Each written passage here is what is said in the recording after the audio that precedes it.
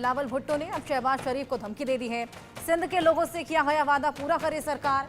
सिंधु नदी नहर परियोजना को बंद करें शहबाज। गठबंधन सहयोगी की बात नहीं सुन रहे हैं शहबाज और ऐसे में न ही नई नहरें बनाने के फैसले को वापस ले रहे हैं। परियोजना को बंद नहीं किया तो परिणाम भुगतने होंगे। कृषि क्षेत्र को नुकसान पहुंचा रही है प्रोजेक्ट्स। सिंधु नदी नहर परियोजना किसान विरोधी है और प्रोजेक्ट की स्थगित नहीं किया गया तो समर्थन वापस लेंगे, ये चेतावनी यहां पर जारी कर दी गई है। शहबाज सरकार को ये चेतावनी, गठबंधन तोड़ने की चेतावनी। बिलावल भुट्टो ने क्या कुछ कहा, आइए ये भी सुनवा। आपके वजारतें नहीं चाहिए, हमें इज्जत चाहिए। आपकी वजारतें नहीं चाहिए, हमारे अवाम का मुतालबात आपको मानना पड़ेगा।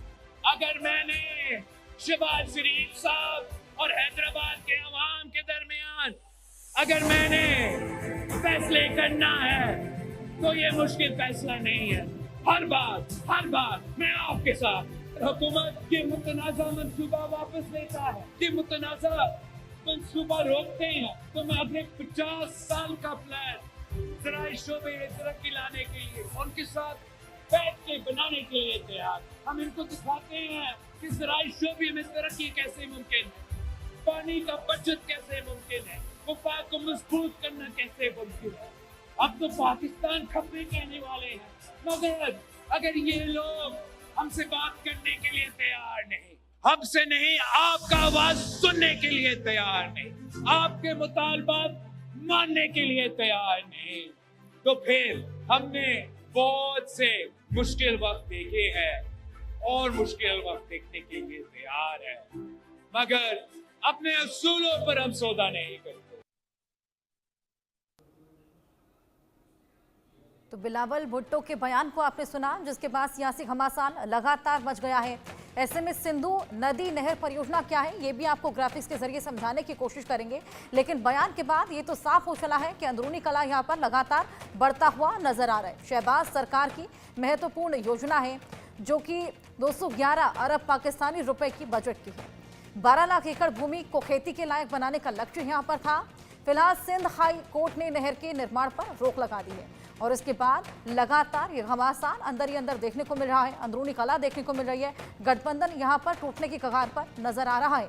ऐसे में हमने देखा कि किस तरीके से पाकिस्तान ऑलरेडी मार झेल रहा है, कभी टीटीपी की, कभी पीएलए की, और अब अंदरूनी कला भी वहाँ पर लगातार बढ़ता चला जा रहा है। हमारे साथ डॉक्टर इरशाद अहमद जो कि पीएमएलएन के नेता हैं, वहीं हुसैन जावेद पाकिस्तानी पत्रकार और टीपी त्यागी रक्षा विशेषज्ञ जुड़ गए हैं। इन सभी से बातचीत करेंगे, इस मुद्दे को लेकर और भी ज्यादा डिस्कशन करेंगे। सबसे पहले हुसैन, मैं आपके पास आना चाहूंगी। जिस तरीके से अंदरूनी कला लगातार बढ़ता चला जा रहा है, बिलावल भुट्टो ने क्या कुछ कहा वो हमने दर्शकों को सुनाया। क्या शहबाज सरकार टूटने की कगार पर है? जी, सबसे पहले हर्षा आपका शुक्रिया कि आपने मुझे इनवाइट किया और जितने पैनलिस्ट हैं उनको भी सलाम। देखिए, ये बिल्कुल ऐसे ही है जैसे हमने अक्सर हिंदुस्तान में देखा है कि वहां पर भी पानी को लेके मुख्तलिफ जो राज्य होते हैं उनके बीच में भी इस तरह के मसले होते हैं। जैसे कि आपका कावरी रिवर है, आपका महांडरी का इलाका है, मतलब वहां पे सारे मिड इंडिया में, साउथ इंडिया में भी इस तरह के मसले होते हैं। इसी तरह का मसला जो है वो हमारे यहाँ भी हो गया अभी। तो मैं समझता हूँ कि समझ मुझे इस बात की नहीं आ रही कि एक जानिब तो पीपल्स पार्टी इस मंसूबे के खिलाफ है कि ये जो 6 नहरें जो है इनको तामीर करना है, वो इनके खिलाफ कह रहे हैं कि सिंध का पानी जो है वो पंजाब इसको हजम करना चाहता है। ठीक है, फाइन, लेकिन बात ये कि इस मंसूबे के ऊपर जो उनके वालिद हैं जरदारी साहब, वो पिछले साल इसको अप्रूव कर चुके हैं, वो इस पर राजी हो गए थे। लेकिन बाद में जब उन्होंने सिंध के अंदर, जहाँ उनकी हुकूमत है, और उनकी हुकूमत आज से नहीं है, 2008 से सिंध के अंदर मुसलसल चली आ रही है, जब उन्होंने वहां पे अवाम की पल्स देखी कि यार यहाँ तो अवाम जो है वो इस मंसूबे के खिलाफ है, अगर हमने इसकी हिमायत कर दी और ये मंसूबा अगर बन गया तो हमारी तो यहाँ पर सियासी मौत हो जाएगी। इस वजह से उन्होंने सिंध की जनता का मूड देखा और इस फैसले से यू टर्न ले लिया। और यही वजह है कि आपने सही कहा कि सिंध हाई कोर्ट के अंदर भी ये इशू चला गया और उनको इस्लामाबाद के जवाब का इंतजार है और 29 अप्रैल को इस हवाले से बहुत इंपॉर्टेंट हेयरिंग भी होनी है। मुझे लगता है कि जो साहब ने धमकी दी है वो अपनी जगह सही है, क्योंकि उनको अपनी सियासी साख जो है वो सिंध के अंदर कायम भी रखनी है। इस वजह से वो इस मंसूबे के खिलाफ है। और ये भी सही है कि अगर ये मंसूबा इसी तरह आगे जाता है और पीपल्स पार्टी को उसमें ऑन बोर्ड लिया नहीं जाएगा, उनकी राय का एहतराम किया नहीं जाएगा, तो पीपल्स पार्टी के पास कोई और रास्ता नहीं होगा कि वो इस हुकूमत की हिमायत से पीछे आ। इरशाद जी भी हमारे साथ जुड़े हुए हैं, उनसे भी बातचीत कर लेते हैं। हुसैन, इरशाद जी, जिस तरीके से ऑलरेडी पाकिस्तान में हमने देखा है परिस्थितियां ठीक नहीं हैं, लगातार वहां पर हमले हो रहे हैं, ऐसे में क्या ये सही समय है इस तरह की बगावत करने का? क्या और मुद्दे नहीं हैं जिन पर अभी ध्यान देना चाहिए?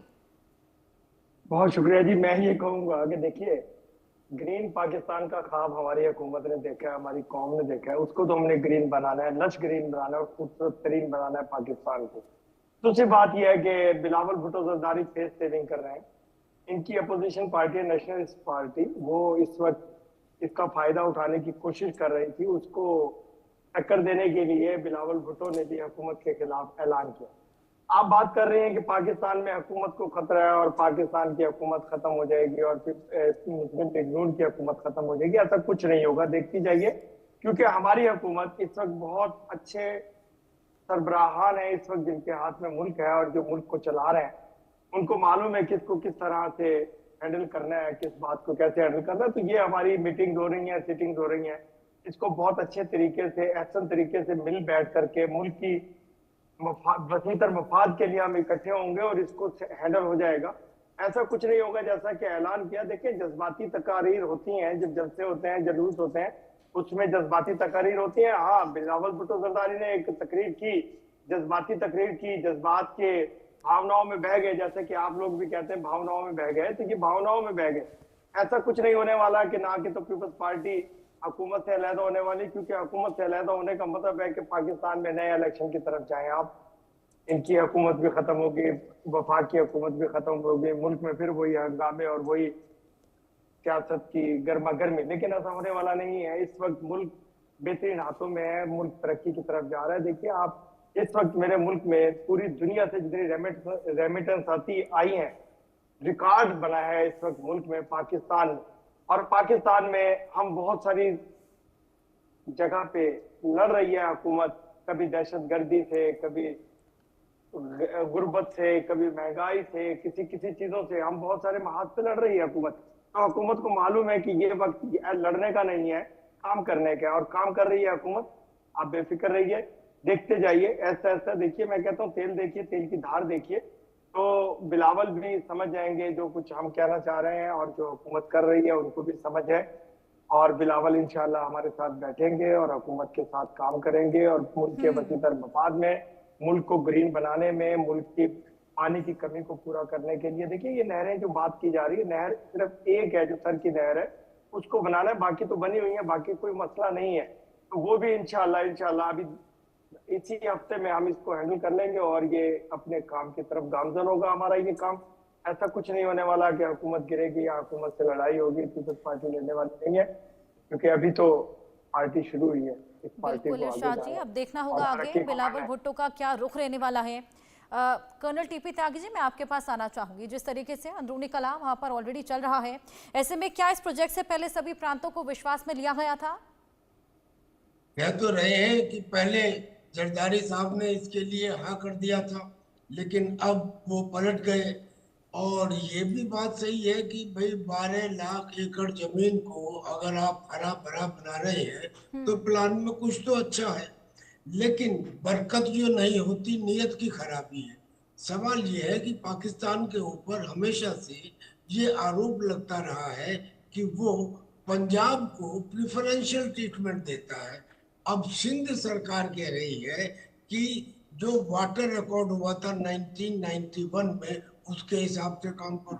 दूसरे, हमारा 20% जो है ऑलरेडी वाटर की शॉर्टफॉल है, और ऐसे में आप इंडस रिवर पे ये कैनाल बना के हमारे हिस्से का पानी पंजाब को दें, ये हमें मंजूर नहीं। अब बेशक ये कह रहे हो यहाँ पे हमारे रेस्पेक्टेड पैनलिस्ट, जिनको मैं बहुत इस्तेमाल करता हूँ, कि नहीं शहबाज सरकार को कुछ नहीं होगा। सर, मैं कहता हूँ कि आप चार तरफ से नहीं, जैसे कहते हैं कि चारों दिशाओं से, आप 5 दिशाओं से गिर चुके हैं। पहली दिशा तो ये है कि जो बलूचिस्तान लिबरेशन आर्मी है, और दूसरी दिशा तहरीक तालिबान पाकिस्तान खैबर पख्तूनख्वा की, और तीसरी तालिबान अफगानिस्तान की, और चौथी इस्लामिक स्टेट खुरासान, और पांचवा अब ये इशू आ गया जब भुट्टो ने कहा कि हमारी तो भाई we can leave the government, he give the indication. करीब 50 से ज्यादा उनके मेंबर ऑफ पार्लियामेंट, और वो अगर हट गए तो आपकी सरकार गिर जाएगी। तो ये इंडिकेशंस हैं जब इंस्टेबिलिटी किसी देश में क्रिएट होती है।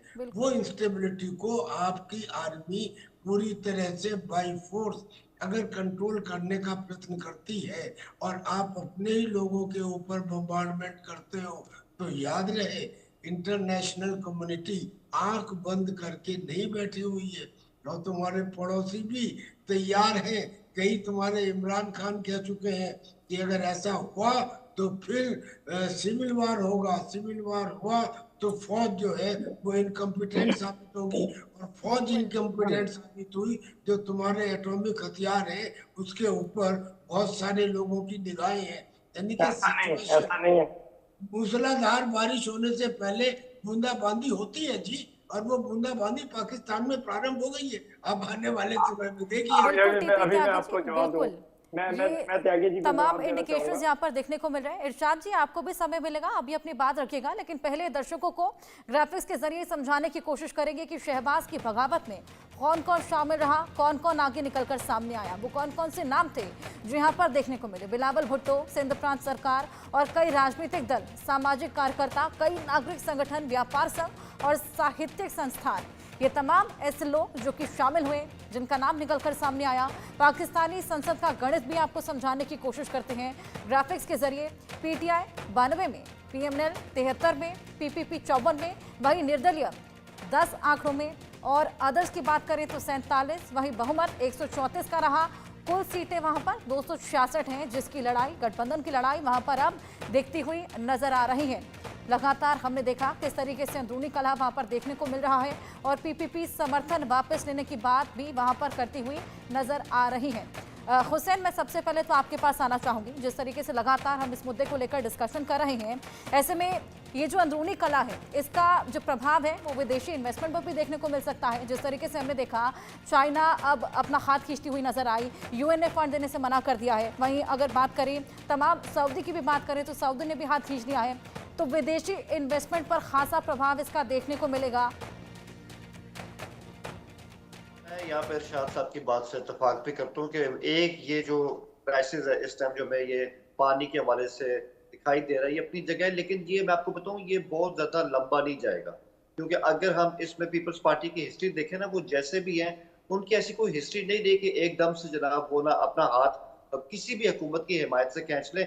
उनकी कोशिश होती है कि ठीक है मसले जो है वो चलते रहते हैं, नए मुद्दे बन जाते हैं, लेकिन जो है ये सरकार को टाइम अपना पूरा करना चाहिए। इस लिहाज से उनकी एक जमहूरी हिस्ट्री रही। तो मैं समझता हूँ कि ये जो मंसूबा है इस पे पीपल्स पार्टी को ऑन बोर्ड लिया जाएगा, क्योंकि नवाज शरीफ साहब ने खुद कहा है कि इसमें पीपल्स पार्टी के साथ हुकूमत बैठे, जो भी उनके तहफ़्फ़ुज़ात हैं उस पर बात और मसले का हल हो सकता है। मुझे ये लगता है या तो पीपल्स पार्टी को मुतमईन कर दिया जाएगा कि ये 6 नहरें हैं, आप बेशक हम 6 इसमें नहीं खोलते, हम इसमें 2 खोल लेते हैं या 3 इस तरह कर लेते हैं और 3 हम इस नहीं खोलेंगे, या फिर ये हो सकता है कि फिलहाल इस मसले को स्टैंड स्टिल कर दिया जाए और आने वाले वक्त पे छोड़ दिया जाए। तो मुझे जमीनी तौर पे पाकिस्तान की सियासत के जानकार के तौर पे लगता नहीं है कि पीपल्स पार्टी जो है इस मंसूबे से पीछे हटेगी, और ना ही उनको ऑन बोर्ड लिए बगैर इस मंसूबे को आगे किया जाएगा। और आपका सवाल कि इससे इन्वेस्टमेंट को कोई नुकसान होगा, मुझे नहीं लगता कि इससे इन्वेस्टमेंट को कोई बहुत ज्यादा नुकसान होने वाला है, क्योंकि अभी इरशाद साहब ने भी सही कहा और हकीकत भी यही है कि जो हमारे ओवरसीज पाकिस्तानीज हैं उन्होंने रिकॉर्ड किस्म के जो रेमिटेंसेज हैं वो पाकिस्तान भेज दिए, जिससे जो हमारी इकोनॉमी है उसके लिए अच्छा भी है। एक बात मैं जाते जाते कहूंगा त्यागी साहब के लिए कि सर बात ये कि ये इशू तो इतना बड़ा नहीं है, लेकिन अगर आप टीटीपी के हवाले से देखें तो कल ही हमारे जो वज़ीर ख़ारजा इसाक डार साहब वो काबुल गए हैं और बड़ी खुल के बात हुई है अफगानिस्तान की आला क़यादत के साथ, और अफगान हुकूमत ने इस बात का यकीन भी दिया है कि हमारे यहाँ जो सेफ हेवन्स है जो कि टीटीपी को हासिल है उन पे लगाम भी कसी जाएगी और पाक अफगान ट्रेड के लिए ये जो विजिट है ये बहुत कामयाब भी रहे। तो कहीं ना कहीं अब बैंडेज का काम भी हो रहा है, जितना जख्म हो रहा था वो हो चुका है। तो शरणार्थियों को वापस भेजना बंद कर दिया आपने? सर उस हवाले से भी बातचीत हुई है कि उनको इज्जत के साथ भेजा जाएगा, इस हवाले से भी बात हुई और अफगान मुतमईन भी हो गए। चलिए, गॉड ब्लेस। इरशाद जी, मैं आपके पास आना चाहूंगी। कहीं ये परियोजना महज बहाना तो नहीं, असल में ये लड़ाई कुर्सी की हो? ऐसा मैं आपसे एक अर्ज करूंगा, बहुत सारी बातें आप लोगों ने की। पहले बात की कि जी एक तरफ हम टीटीपी से लड़ रहे हैं, एक तरफ हम बीएलए से लड़ रहे हैं। देखिए, मैं आपके चैनल पे मुसलसल ये अर्ज कर रहा हूँ बड़े एहतराम के साथ कि मेरे मुल्क में ऐसा कुछ नहीं है जैसा कि हिंदुस्तान के चैनल पे दिखाया जाता है कि मुल्क टूटने की कगार पर जा रहा है। देखिए, आप कह रहे थे बीएलए मेरे बलूचिस्तान को मुझसे अलहदा कर देगा। मैं कह रहा था कि मेरा दिल मेरे जिस्म से कैसे निकाल सकता है कोई, और वही मेरे वजीर आजम ने, मेरे आर्मी चीफ ने भी कहा कि क्या 1000-1500 लोग मिलकर के बलूचिस्तान को अलहदा करने के, ऐसा कुछ नहीं होने वाला। दूसरी बात, आपके मेहमान कह रहे थे कि हम बहुत सारे महाज पे लड़ रहे हैं। हम जिन महाज पे लड़ रहे थे अब वो महाज खत्म हो गए। अब तो सुकून, अमन, शांति है मुल्क में, मेरे प्यारे पाकिस्तान में। हम लोग तरक्की की तरफ मुसलसल, मेरा मुल्क तरक्की की तरफ जा रहा है। मेरा मुल्क, इरशाद जी, आप हमेशा यही राग लाते हैं, लेकिन जो तस्वीरें हैं वो तो किसी से छिपती नहीं ना। टीटीपी बीएलए हमलावर है, ये तो सभी को मालूम है, तो सभी को दिख रहा है। देखिए, आपके ऐसे तो ये है कि वक्त इमलाक पे आपके हिंदुस्तान में भी पूरा हिंदुस्तान खड़ा हुआ, हिंदुस्तान के मुसलमान खड़े हुए, क्या हिंदुस्तान टूट जाएगा? ऐसा नहीं होता है कि कोई सर, लेकिन आत्मघाती हमले तो नहीं हो रहे ना, मदरसों को तो निशाना नहीं बनाया जा रहा। 1400 लोग मिलकर हुकूमत को खत्म कर देंगे, मुल्क तो तोड़ देंगे। आप देखिए कि आपके तो 30 करोड़ मुस्लिम खड़े हुए हैं। मतलब वक्त सर, प्रदर्शन किया जा सकता है, प्रदर्शन करना सभी का हक है, लेकिन मौत के जो आंकड़े हैं वो तो साफ तौर पर देखे जा सकते हैं ना पाकिस्तान में। मेरे मुल्क में यही हो रहा है, लेकिन आप उसको नेगेटिव में इतना भेजते हैं, इतना हाइप क्रिएट करने की कोशिश करते हैं पाकिस्तान के अजीम पाकिस्तान के खिलाफ, लेकिन आपको अपने मुंह की खानी पड़ती है। आप देखते हैं कि आप जो कुछ कहते हैं वो होता नहीं है। जो मैं कहता हूँ अल्हम्दुलिल्लाह वो सच कह रहा होता हूँ, और मैं हमेशा इसीलिए चीख चिल्लाहट करता हूँ आपके चैनल पे बैठ करके। मैं जो सोचता हूँ, जो मैं कहता हूँ, वो सोच करके कहता हूँ और बिल्कुल तहकीक के बाद कहता हूँ। जो आप लोग बोलते हैं, जो आप पाकिस्तान के खिलाफ सर, आपकी पार्टी अलग नहीं होना चाह रही, गठबंधन नहीं तोड़ना चाह रही, ये भी हम कह रहे हैं। कभी भी नहीं होगा, कभी भी अलहदा नहीं होंगी पार्टी। पीपल्स पार्टी एक सियासी जमात है और बहुत बड़ी जमात है। ये वो वाहिद पार्टी है जिसके आबाओ अजदाद ने शहादतें दी हैं। अजीम जुल्फ़िकार अली भुट्टो शहीद हुए, बेनजीर भुट्टो शहीद हुई, देखिए इनके मामू शहीद हुए। ऐसा नहीं है, शहादतों की पार्टी है। इनको पता है, इनको सियासत का पता है, इनको पाकिस्तान का पता है, अजीम पाकिस्तान की तरक्की का पता है, उसको मजबूत बनाने का पता है। ये सियासी इशूज हल कर लिए जाते हैं बैठ करके असेंबली में। ये जो तकरीर कर रहे हैं, मैंने कहा कि ये सियासी तकरीर है, अपनी जज्बाती भावनाओं में। क्यों नहीं टीटीपी और बीएलए से डायलॉग कर लिया जाता, बैठ के बात सुलटा ली जाती? देखिए, टीटीपी और बीएलए को आप साइड पर रखिए। हम दहशतगर्दों से बात नहीं करते। जो दहशतगर्द है उनको मारा जा रहा है, दहशतगर्दी को खत्म किया जा रहा है। जो लोग मेरे मुल्क के खिलाफ काम कर रहे थे वो दहशतगर्द थे, जिन्होंने दहशतगर्दी फैलाई, उनकी गर्दनें तोड़ी गई। कुछ अपने मकाम पे पहुंच गए जहां पहुंचना चाहिए, तो उन्हें कुछ जेलों में बंद है, कुछ को पकड़ा जा रहा है। देखती जाइए आप, ऐसा देखिए, लेकिन कोशिश ये कीजिए कि आप भी हमारा साथ दीजिए।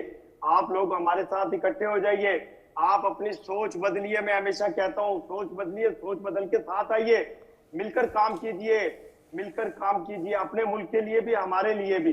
पाकिस्तान और हिंदुस्तान एक ही सरजमीन है, बीच में एक बाढ़ है तार की।